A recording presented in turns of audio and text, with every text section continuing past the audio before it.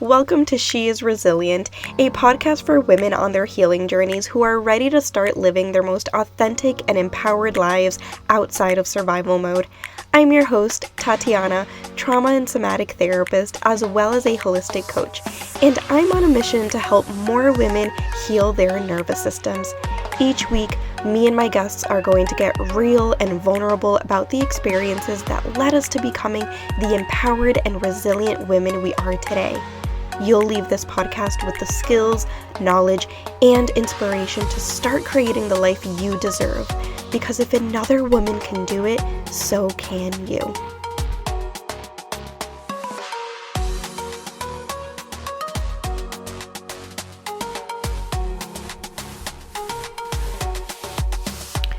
Welcome back to another episode of She is Resilient. Today we're talking all about boundaries.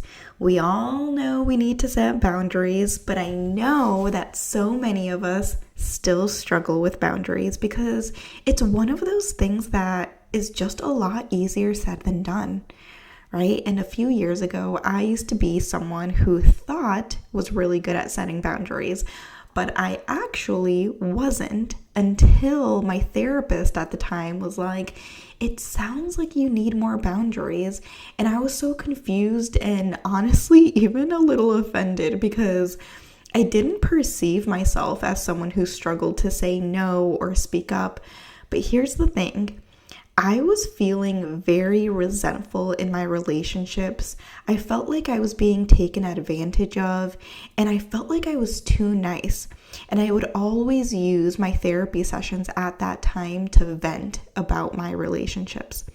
And if you've ever felt that way, or if you feel that way now, then those are good indicators that you struggle with boundaries too.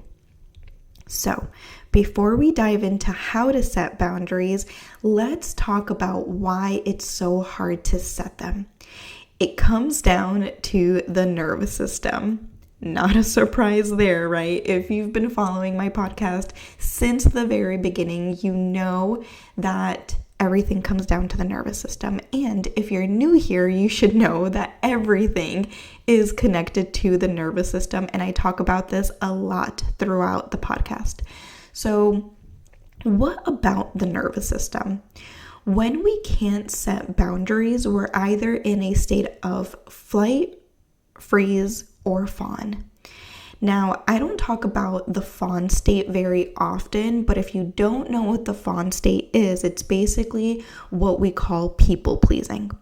And fawning is an adaptive response that typically happens as a way to avoid additional conflict or abuse. And like all of our protective responses, it is unconscious, right? So it happens very quickly. And I think about Paris Hilton, for example. She's experienced a lot of trauma, and her baby voice is a perfect example of fawning. If you've never heard her natural voice, it's actually very deep, and it's more of a mature voice. And her baby voice typically comes up in moments where she's feeling anxious, stressed, or maybe even just complimented. And the only reason I know this is because I watch a lot of reality TV. I love my Bravo shows, and I've seen her show. Her show isn't on Bravo, it's on Peacock, but I watch a lot of reality TV. So I've watched her show, and you can tell that her baby voice typically comes up when she's feeling a little anxious or stressed, or like I said, being complimented by others.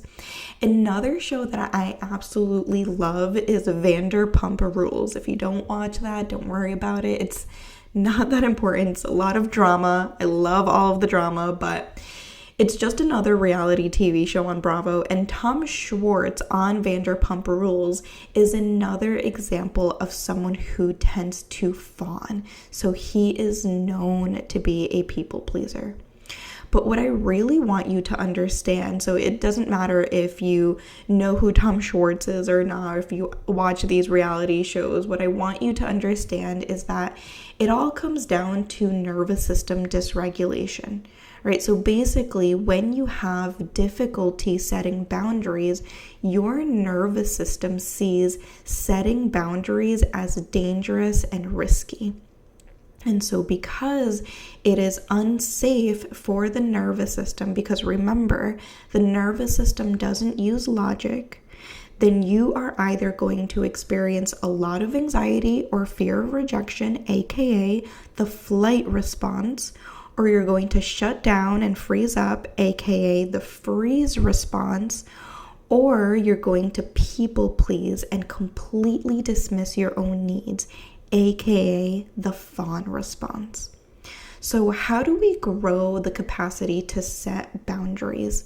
The answer is regulating and healing the nervous system, creating more safety in your body through internal and external resources, and beginning to honor your internal boundaries first. Once you work on yourself first and start to honor your internal boundaries, it will be much, much easier to set external boundaries. So I used to run a group called Find Your Fire. I absolutely loved this group, and it was a 12-week group, and this was when I used to run my in-person groups at my office. But again, it was 12 weeks long, and the first 8 weeks we focused on moving through the free state, increasing self-esteem, and honoring your internal boundaries. And by week 5, and definitely by week 8, my clients were already setting external boundaries, and we didn't even start learning about external boundaries until the last 4 weeks of the group. So at week 5 or at week 8, we still hadn't even talked about external boundaries. That's how powerful regulating your nervous system is. Without even touching on external boundaries, my clients were already feeling comfortable setting boundaries with other people, because setting external boundaries starts from the inside. So what's the difference between internal and external boundaries? So internal boundaries are basically the boundaries that you set with yourself, and external boundaries are the boundaries you set with others. So examples of internal boundaries are eating when you're hungry, going to bed at the time you said you would go to bed, using the bathroom when you need to instead of holding it, not checking your email when you're at work, right? Things like that. We also have what's called body boundaries. And when we experience trauma, our body boundaries are ruptured. So we are disconnected from our bodies, because when we're in states of fight, flight, and freeze, in even fawn, being in the body feels unsafe to the nervous system. So when we think about body boundaries, we think about our skin as our primary boundary, and then our muscles as our secondary boundary. Right? And this is something that I help my clients reconnect with all of the time in our somatic experiencing sessions, reconnecting with their skin and muscle boundaries and taking ownership of their bodies as a whole. This practice is so powerful, and usually after this practice, the women I work with feel this sense of empowerment where they feel like they can conquer anything, which as a result helps them feel safer in their bodies to set boundaries with others. And this is something that we'll be doing in Embodied Healing Collective as well, moving through the freeze response, creating more safety in the body, and helping you honor your internal boundaries, as well as learning how to set those external boundaries. So external boundaries, like I said, are the boundaries we set with others, which is what most people think of when they think about boundaries, right? And we have 5 different types of external boundaries. Number 1 is our physical boundaries, this refers to our physical space and our physical touch. Number 2 is our emotional boundaries, which refers to the limits we set on the emotional energy we share with others and allow others to share with us. Number 3 is sexual boundaries, which refers to the limits that you establish to define the types of sexual activity, touch, or intimacy that you feel comfortable with, both within and outside of a relationship. Number 4 is material boundaries, which are the personal limits and rules that you set regarding your belongings and possessions. And number 5 is time boundaries, which is how you manage your time and how you allow others to use your time. So think about your personal boundaries and reflect on which of these boundaries you might be struggling with. Which one of these boundaries are continuously dismissed or disrespected by others or even by you? Creating safety in your nervous system and honoring your internal boundaries is step 1 to become a master at setting external boundaries. Once you've created that safety in your body, we need to practice appropriate language and healthy communication to be able to express your boundary to others. And again, this is exactly what we're going to be covering in Embodied Healing Collective. And one of the main reasons we're going to be covering boundaries is because when you don't set boundaries with yourself and with others, right, you're dismissing your needs, which is directly going to impact your nervous system. Remember, everything in your life is either supporting your nervous system or dysregulating your nervous system.